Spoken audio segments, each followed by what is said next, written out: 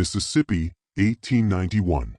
3 Rottweilers were released into the darkness to hunt down a 12-year-old enslaved girl named Amelia. The dogs were trained killers. They never failed. The plantation owner expected them back in an hour, maybe 2, dragging what was left of the child. But 8 hours passed. Then the dogs returned. What they brought back with them made even the cruelest men on that plantation step backward in shock. What happened in those 8 hours would expose a secret so devastating it would shake the foundation of everything they thought they knew. And it started with a girl who wasn't supposed to exist. Amelia was born in 1879. That was 14 years after slavery ended in America. But on the Thornhill plantation, in rural Mississippi, no one told the enslaved people that freedom had come. The plantation sat deep in the backwoods, miles from any town, hidden behind thick forests and swampland. The nearest sheriff was paid to look the other way. Mail never came. Visitors never arrived. The 43 people who lived and died on that land believed they were still property. They believed escape meant death. They believed because that's what they were told every single day. Amelia's mother died giving birth to her. Her father was sold away before she could walk. She was raised by an elderly woman named Ruth, who whispered stories of a world beyond the trees. Ruth told her about a war that was supposed to have freed them all. But Ruth also told her never to speak those words out loud because Thomas Thornhill, the plantation owner, had killed people for less. Amelia worked in the main house. She scrubbed floors. She carried water. She served meals while being told she was lucky to eat scraps. She learned to make herself invisible. But inside, something burned. A question Ruth planted years ago. If we're free, why are we still here? The night of October 14, 1891, Amelia made a choice that would change everything. She ran. Amelia slipped out just after midnight. She took nothing. No food, no blanket, no shoes. She wore the thin cotton dress she worked in and nothing else. The moon was barely a sliver. The darkness was so thick she couldn't see her own hands in front of her face. But she ran anyway. She ran because staying meant dying slowly and running meant maybe dying fast. But at least it meant choosing. She headed east. Ruth had told her once that east led to the river, and the river led to towns where black people lived free. Ruth said it was 2 days on foot if you knew the way. Amelia didn't know the way, but she ran. Behind her, back at the plantation, one of the women woke to use the outhouse. She noticed Amelia's pallet was empty. She checked the main house. She checked the kitchen. Then she did what fear made her do. She woke the overseer. His name was Cyrus Gone. He was a man who smiled when he hurt people. He had been overseeing Thornhill's plantation for 9 years. He had caught runaways before. Enjoyed it. Cyrus walked slowly to the dog pen. 3 Rottweilers stood behind the iron gate. Their names were Brutus, Caesar, and Nero. They weighed over 100 pounds each. They had been trained since they were puppies to track and attack. Cyrus fed them raw meat and kept them hungry. He brought them Amelia's blanket from her pallet. The dogs sniffed it. Their eyes locked onto the Cyrus opened the gate. "Find her," he said. The dogs bolted into the Amelia heard them. She was maybe a mile into the woods when the barking started. Distant at first, then closer, then so close she could hear their paws hammering the earth. She ran faster. Branches tore at her face and arms. Thorns ripped her feet. She couldn't see where she was going. She tripped over roots and rocks and kept getting up. The barking got louder. She came to a creek. The water was cold and fast. Ruth had told her water could hide your scent. Amelia jumped in. The current pulled her downstream. She grabbed onto a rock and held on. The water soaked her dress and made it heavy. She stayed there chest deep, shivering, listening. The barking stopped. For a moment, there was only the sound of the creek and her own heartbeat pounding in her ears. She waited. She didn't move. Then she heard it sniffing. The dogs were at the edge of the creek just upstream. Phoebes, back and forth. They were trying to pick up the scent again. Amelia slipped deeper into the water. She let the current carry her farther downstream. She kept her head just above the surface. The cold was numbing her fingers. She couldn't feel her feet anymore. But she kept going. The dogs found the scent again. They splashed into the creek. They were coming downstream. Amelia pulled herself out onto the opposite bank and ran again. Her dress clung to her body. Every step felt like dragging stones. Her legs were cramping. Her lungs burned. But she didn't stop. She ran for another hour, maybe more. Time disappeared. There was only the running and the sound of the dogs getting closer again. She didn't know where she was. The trees all looked the same. The darkness swallowed everything. She was lost. Then she saw a cabin. It sat in a small clearing, half collapsed, covered in vines. The roof was caved in on one side. The door hung off its hinges. Looked abandoned. Amelia didn't care. She ran inside and pulled the broken door shut. Behind her, she pressed her back against the wall and slid down to the floor. Her chest heaved. Her whole body shook. The barking was close now, maybe 50 yards away, maybe less. Amelia looked around. The cabin. There was nothing inside. No furniture, no tools, just dirt and rotting wooden shadows. Crawled into the corner farthest from the door and curled into a ball. She closed her eyes. She prayed for the first time in this. She didn't know if God listened to girls like her, but she prayed anyway. The barking stopped again. She heard the dogs outside. She heard their claws scraping against the wooden walls. She heard them sniffing at the gaps in the door. She held her breath. Then one of them barked, a sharp, vicious sound. They had found her. The door exploded. Inward, Brutus came through first. His teeth were bared. His eyes were wild. Caesar and Nero followed right behind him.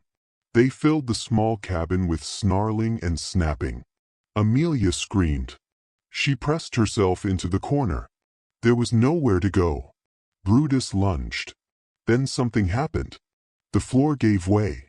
Amelia fell through the rotted wood and dropped into darkness. She hit the ground hard. The air knocked out of her lungs. She gasped and coughed and tried to understand where she was.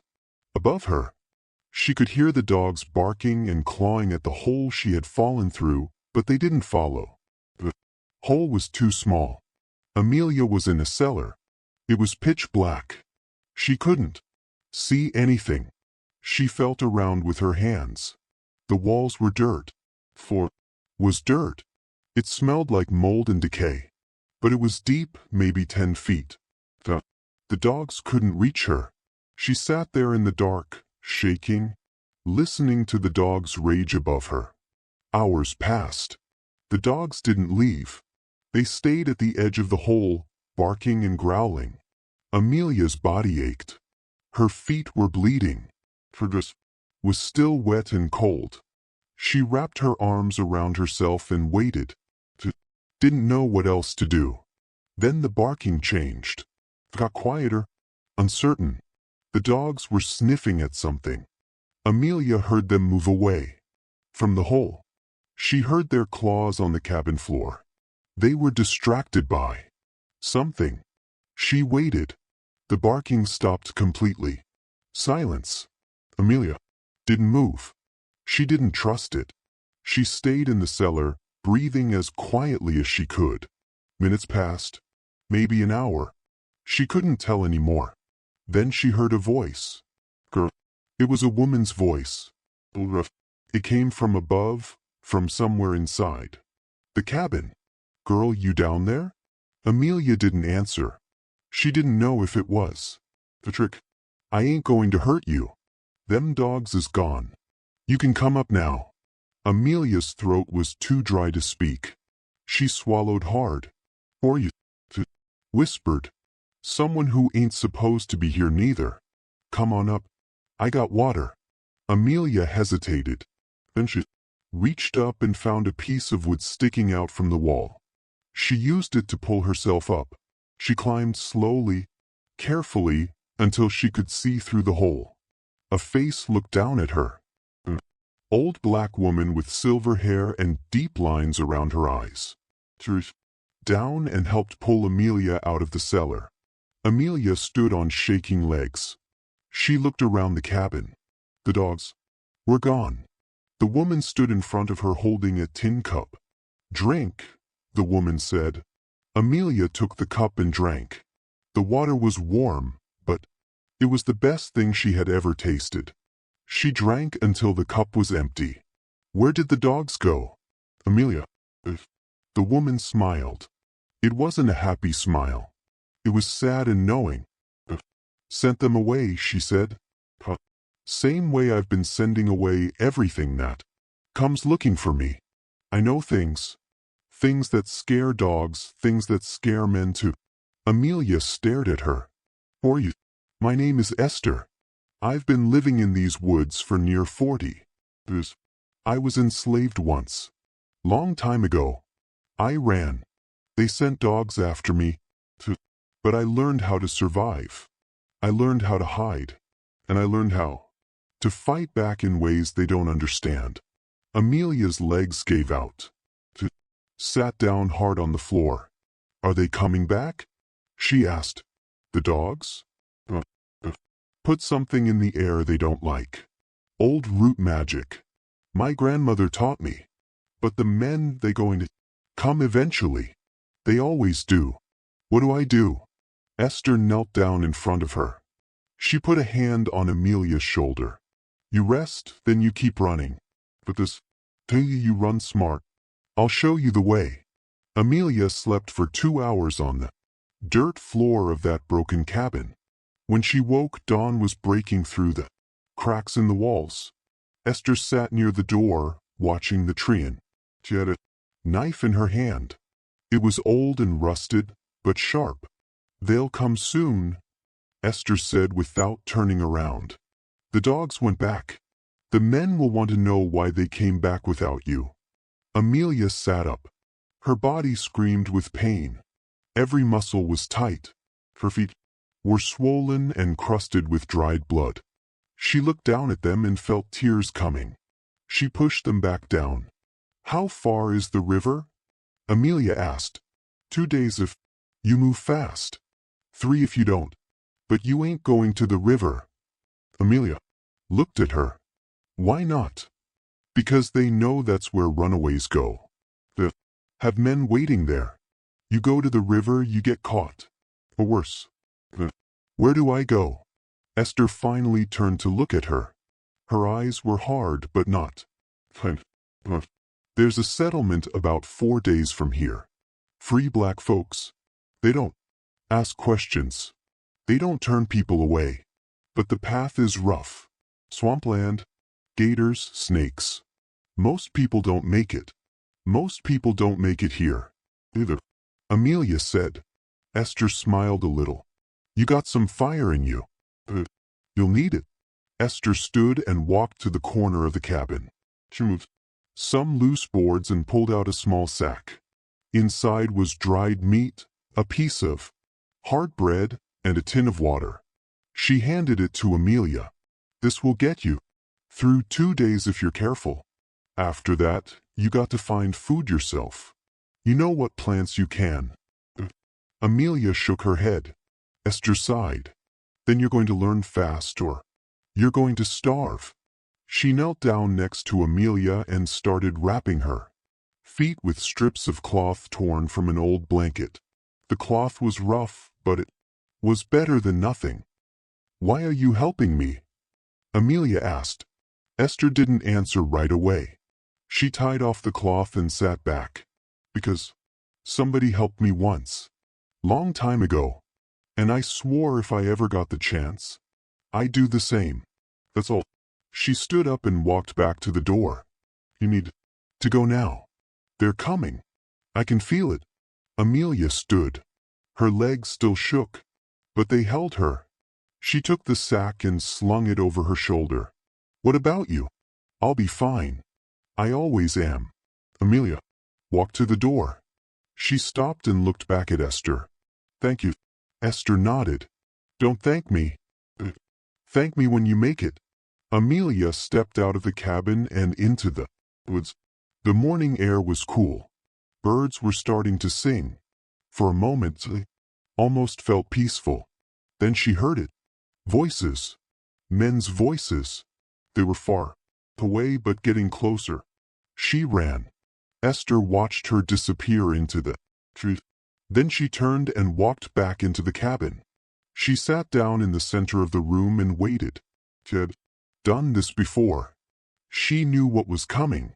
15 minutes later, Cyrus, gone, arrived with 5 other men. They had guns and torches even though it was daylight. They surrounded the cabin.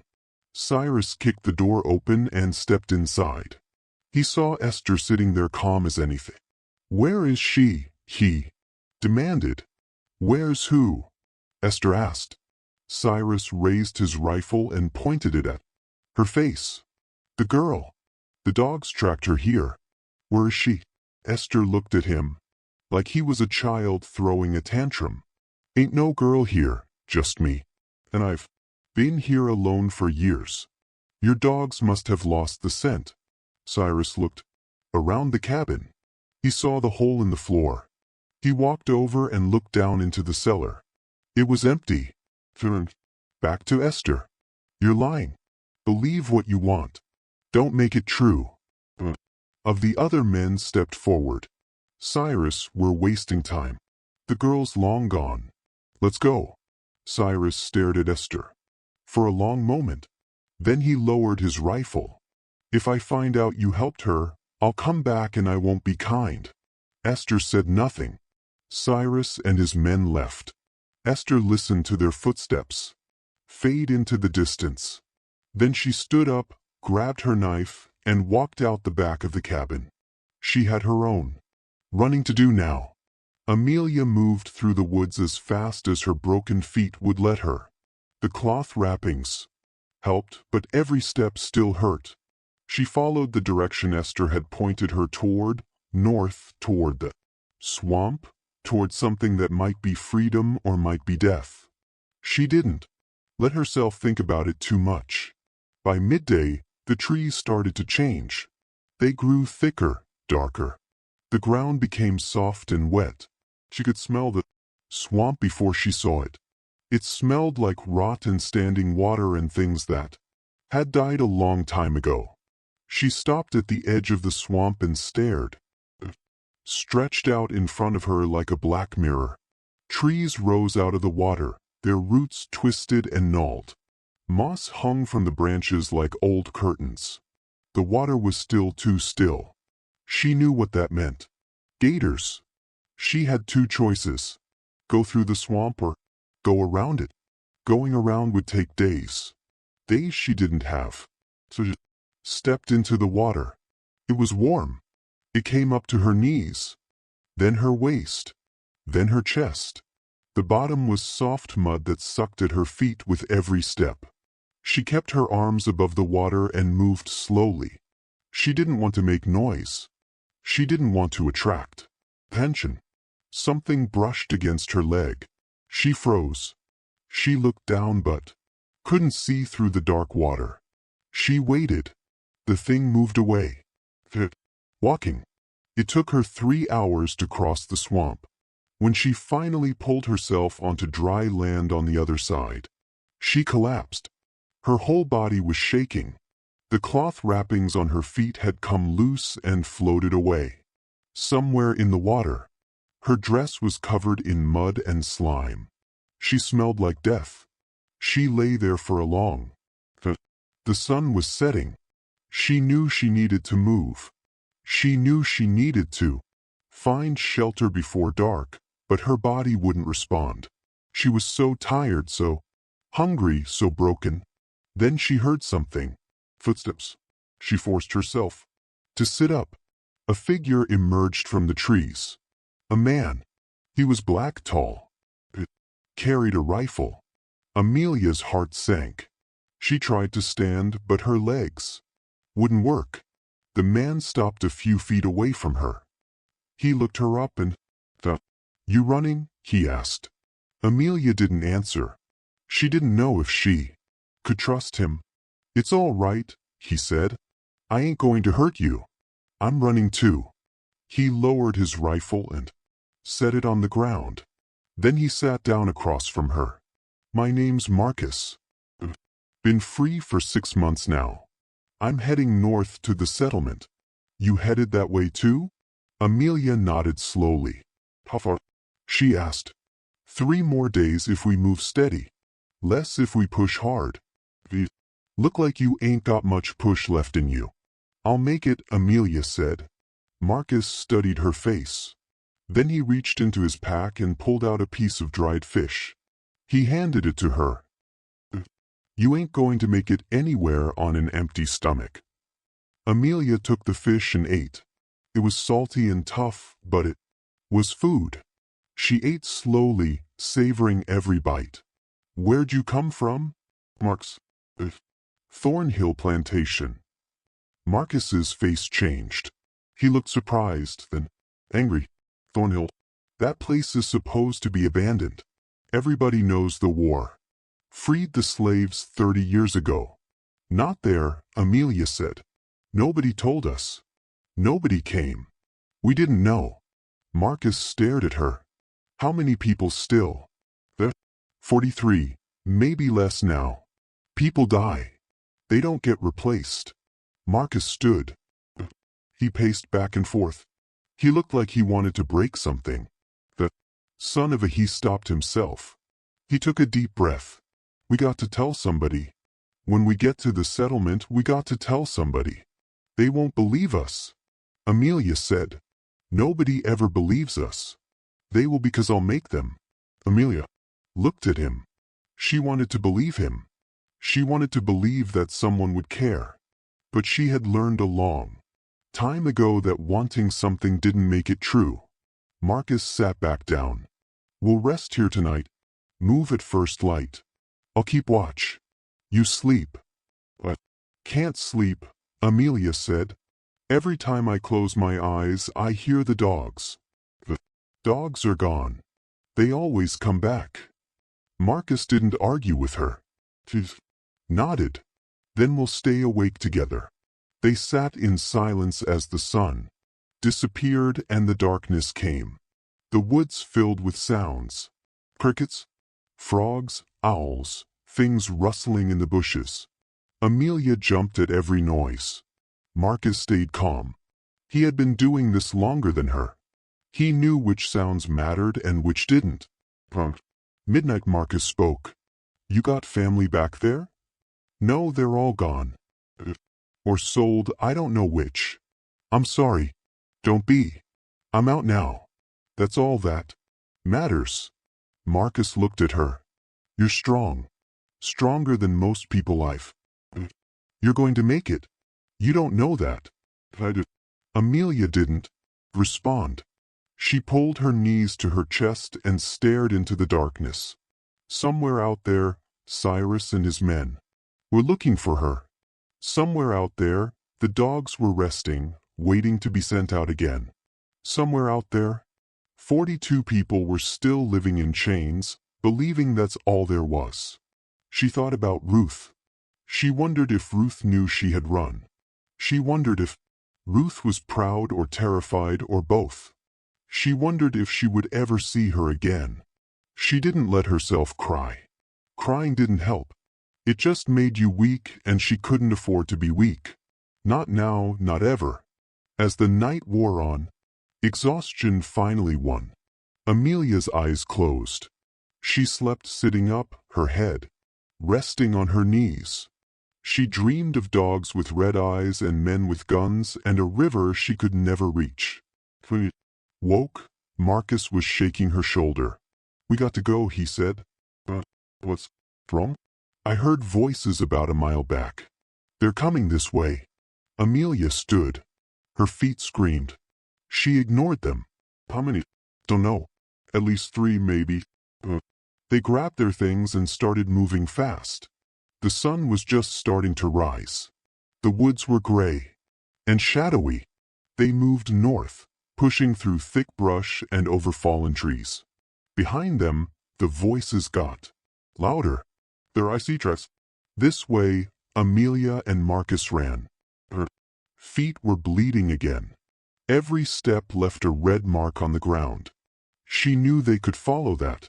She knew they were leaving a trail, but there was nothing she could do about it. To a ravine. It was deep and narrow with steep sides. A small stream ran at the bottom.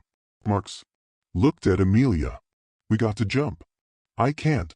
"Yes, you can. On 3. 1, 2, 3. They jumped. Amelia hit the ground hard and rolled. Pain shot through her ankle. She bit down on her tongue to keep from screaming. Marcus landed next to her and immediately pulled her to her feet. "Keep moving." They stumbled along the bottom of the ravine, splashing through the stream. The water was cold. It felt good on Amelia's burning feet. They moved as fast as they could, but Amelia was slowing down. Her ankle was swelling. She was limping badly. Behind them, they heard the men reach the edge of the ravine. They went down there. Cut them off. Marcus cursed under his breath. He looked at Amelia. "Can you climb?" She looked at the steep walls of the ravine. "I don't know." "Try." They found a spot where the wall was slightly less steep. Marcus climbed up first, then reached down to pull Amelia up. She grabbed his hand and tried to climb. Her feet slipped on the rocks. She fell back down. She tried again. This time she made it halfway up. Before her ankle gave out, she fell again. The voices were getting closer. "Can't." Amelia said, "Go without me." "No, you have to. Tell them about Thornhill. Tell them what's happening. Make them listen." Marcus climbed back down into the ravine. He grabbed Amelia by the shoulders. "I ain't leaving you. We both make it or neither of us does. Now get up." Amelia looked into his eyes. She saw something there she hadn't seen in a long time. Determination, hope, belief. She got up. Marcus helped her climb. It was slow, painful, but they made it to the top. They pulled themselves over the edge and kept running. The voices behind them were close now. So close she could hear individual words. "I see them. Don't let them get away." A gunshot rang out. The bullet hit a tree next to Amelia's head. Bark exploded. She ducked and kept running. Another shot. This one went. They were firing blind, shooting at movement through the trees. It broke through the tree-line. In front of them was a clearing. And in the clearing were houses, real houses with smoke coming from chimneys. People were outside working in gardens, hanging laundry. They stopped what they were doing and stared. Amelia and Marcus stumbled into the clearing. Behind them, the men burst through the trees, 3 of them. They saw the settlement and stopped. One of them raised his rifle. "Those 2 are runaways. They're our property." An old man stepped forward from the crowd. He was black with white hair and a beard. He walked with a cane, but his voice was strong. "Ain't no property here, just free people. You're trespassing. We got a right to you got a right to leave right now. Before I get my rifle." More people stepped forward. Men and women. Some held tools. Some held guns. They formed a line between the 3 men and Amelia and Marcus. The 3 men looked at each other. They were outnumbered. They knew it. Ain't over, one of them said. Yes, it is, the old man replied. The three men backed away slowly. Then they turned and disappeared into the woods. Amelia's legs finally gave out completely. She fell to the ground. Marcus knelt beside her. The old man walked over and looked down at them. Where y'all come from? Thornhill Plantation, Marcus said, and there's 40 more people still there who need help. The old man's face went hard. Thornhill, that place is supposed to be gone. It ain't, and they're keeping people enslaved, pretending the war never happened. Pretending freedom never came, the crowd murmured. The old man looked at Amelia. That true girl. Amelia nodded. She couldn't speak. She was too exhausted, too broken. The old man turned to the crowd. Get the sheriff. Get the federal marshal. We're ending this today. 2 days later, Amelia sat on the porch of a small house in the settlement. Her feet were bandaged properly now. A woman named Clara had washed her wounds with soap and warm water, applied salve, and wrapped them in clean white cloth. Clara had also given her a new dress, blue cotton with small yellow flowers. It was the first new thing Amelia had ever owned. She watched the road. Had been watching it since dawn. Marcus sat next to her. He was watching. They'll come, he said. The marshal gave his word. Words don't mean much. Amelia replied. These ones do. I made sure of it. The old man who had saved them was named Samuel. He had been born enslaved in Alabama. He escaped when he was 16 and made it north. After the war ended, he came back south and helped build this settlement. He called it New Hope. 40 families lived here now. Farmed, they built, they lived free. Samuel had sent word to the federal marshal in Jackson. He told him about Thornhill Plantation, about the people still enslaved there, about the laws being broken. The marshal had promised to investigate, but promises were easy. Action was hard. Amelia didn't let herself believe anything would change. She had learned not to hope too much. Hope hurt worse than anything when it got taken away. But then she saw them. A group of men on horses coming down the road. At least 20 of them. The federal marshal rode in front. He wore a dark suit and a badge on his chest. Behind him were deputies and soldiers. They carried rifles and official papers. Samuel walked out to meet them. Amelia and Marcus followed. You, Samuel? The marshal asked. I am. I'm Marshal Clayton. Got your message? I'm here to investigate these claims about Thornhill Plantation. And claims, Samuel said. It's truth, and I got 2 witnesses right here who can prove it. Marshal Clayton looked at Amelia and Marcus. The eyes lingered on Amelia. She was just a child, thin, scarred, her eyes older than they should be. You're from Thornhill? He asked her. Yes, sir. You say people are still being held there as slaves? Yes, sir. 42 of them. Maybe 41 now if they punished anyone for me running. The marshal's jaw tightened. He turned to his men. We ride now. I'm coming with you, Marcus said. Me too, Amelia added. The marshal looked at her. Girl, you don't need to. Yes, I do. Those people are my family. They need to see that somebody came back. They need to see that somebody cared. The marshal studied her for a moment. Then he nodded. All right, but you stay behind us. This could get good. They gave Amelia and Marcus horses. Amelia had never ridden before, but she learned fast. The group rode south toward Thornhill Plantation. It took most of the day. As they got closer, Amelia's heart started pounding. She didn't know what they would find. She didn't know if anyone was still alive. They reached the plantation just before sunset. The place looked exactly as she remembered.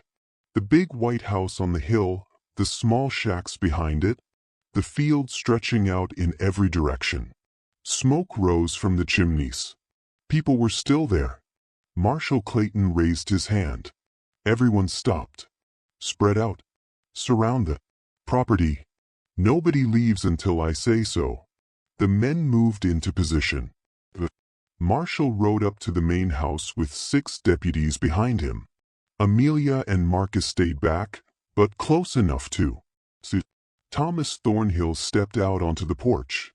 He was a large man with a red face and gray hair. He held a glass of whiskey in one hand. He looked at the marshal and smiled. "Can I help you, gentlemen? I'm Federal Marshal Clayton. I'm here to investigate reports of illegal enslavement on this property." Thornhill's smile didn't move.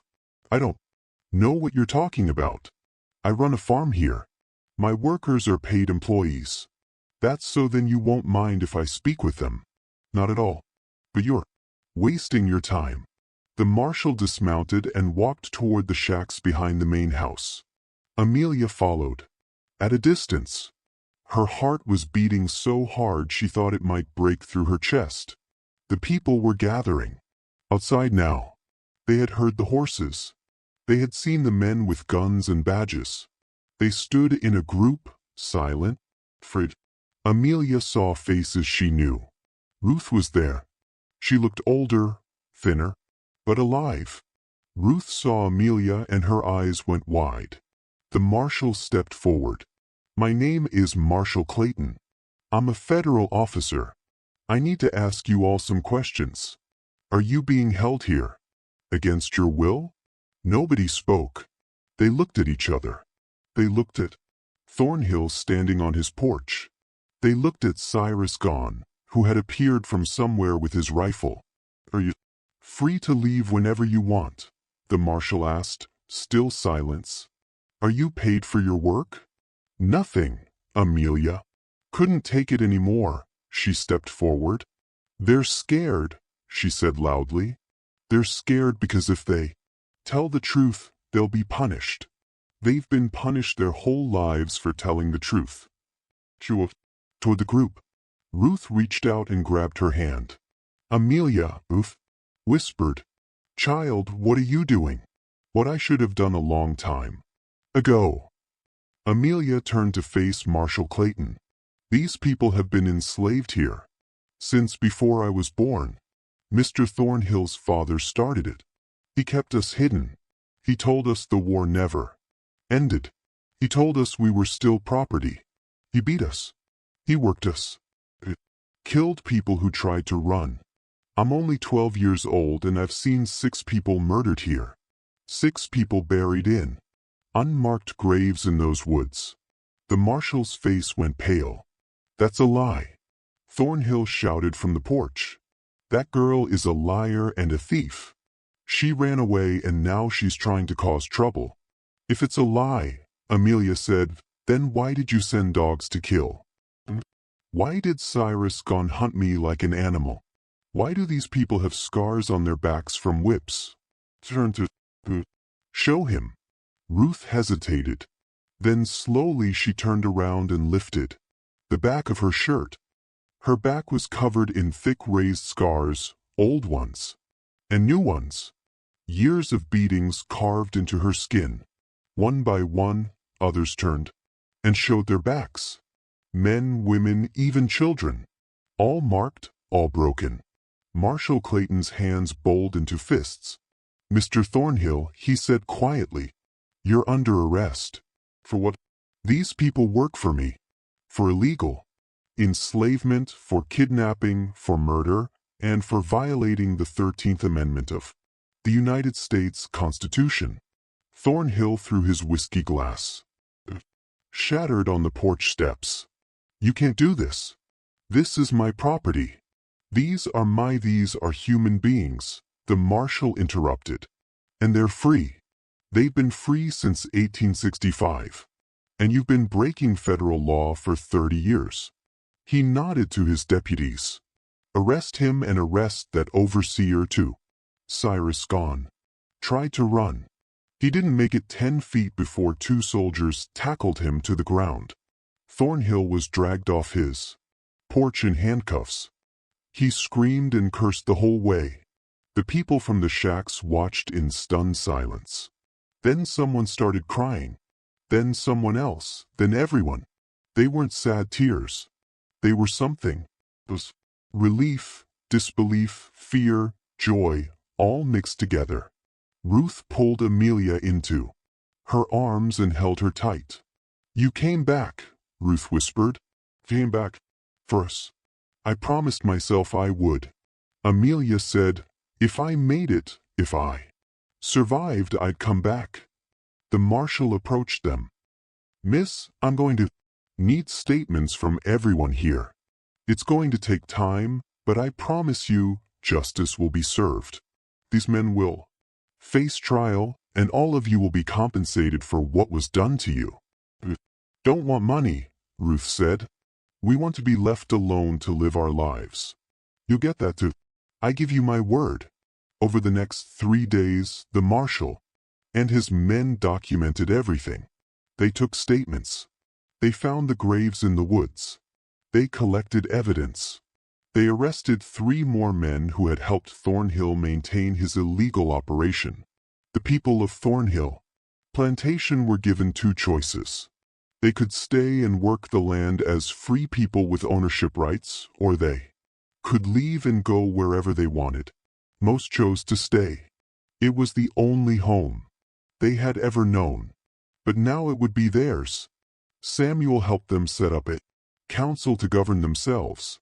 He helped them file the legal paperwork to claim ownership of the land. He helped them understand what freedom actually meant. Amelia chose to stay to Thornhill. She couldn't live there anymore. Too many ghosts. Too many memories. But she stayed at New Hope. Clara and her husband took her in. They treated her like a daughter. He and Amelia became close friends. He taught her to read, to learn fast. Within 6 months, she could read better than most adults. She read everything she could find, books, newspapers, legal documents. She wanted to understand the world. She wanted to make sure no one could ever lie to her again. Thomas Thornhill's trial took place 8 months later. Amelia testified. So did Ruth.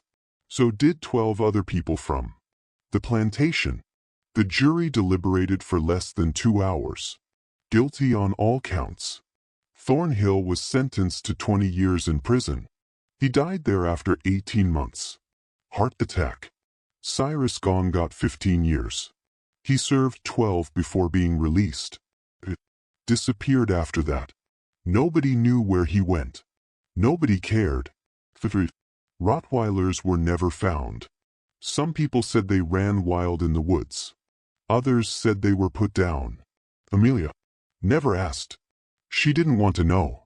5 years after her escape, Amelia stood on the porch of her own small house in New Hope. She was 17 now, taller, stronger. The scars on her feet had faded but never disappeared. She wore them as reminders. Ruth lived 2 houses down. She was older now, but healthier. She smiled more. She had started a small garden and spent her days tending it. She said it felt good to grow something for herself instead of someone else. Marcus had married a woman from the settlement. They had a baby boy. Marcus worked as carpenter and helped build new houses as more people arrived. New Hope was growing. Amelia worked as a teacher. She taught children to read and write. She taught them their rights, taught them their history. She made sure they knew what had been done to their grandparents and great-grandparents. Made sure they knew what freedom cost.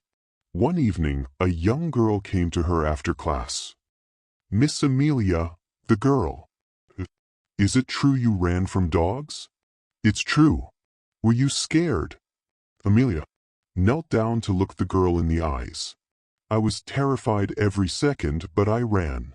"Anyway, you want to know why?" The girl nodded. "Because being scared don't mean you can't be brave. Being scared just means you're still alive. And as long as you're alive, you can choose. You can choose to give up or you can choose to keep going. I chose to keep going. And that's what made all the difference. The girl smiled and ran off to join her friends. Amelia watched her go. Thought about that night 5 years ago. The dogs, the darkness, the terror. Thought about the choice she made, the choice that changed everything.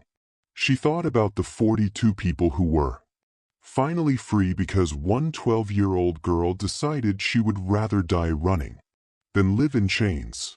She thought about all the people who would never know their names, all the people who ran and didn't make it, all the people who died believing freedom was just a lie. And she made herself a promise, the same promise she made every day, to remember them, to honor them, to make sure their suffering meant something, to make sure it never happened again. The sun set over New Hope. Smoke rose from chimneys. Children played in the streets. People sat on their porches and talked and laughed. It wasn't perfect. Nothing ever was. But it was theirs and it was free. And that was everything. Freedom is not given. It is taken. It is fought for. It is earned with blood and pain and sacrifice. But once you have it, once you truly understand what it means, you can never go back. You can never unsee the truth. You can never unknow that you have the right to choose your own path. The greatest weapon against oppression is not violence. It is the refusal to accept the lie. The refusal to believe you are less than human. The refusal to accept that your chains are permanent. Amelia was 12 years old when she learned this lesson. She was small and weak and fragile, but she had something her captors could never take away. The knowledge that she deserved better and the courage to act on it. That courage saved 43 lives, including her own, and it proved something that tyrants have always feared. That one person, armed with nothing but truth and determination, can break a system built on lies. Amelia ran into darkness, not knowing if she would survive. But she ran toward light, toward freedom, toward hope, and she made it. Not because she was special, but because she refused to accept that she wasn't.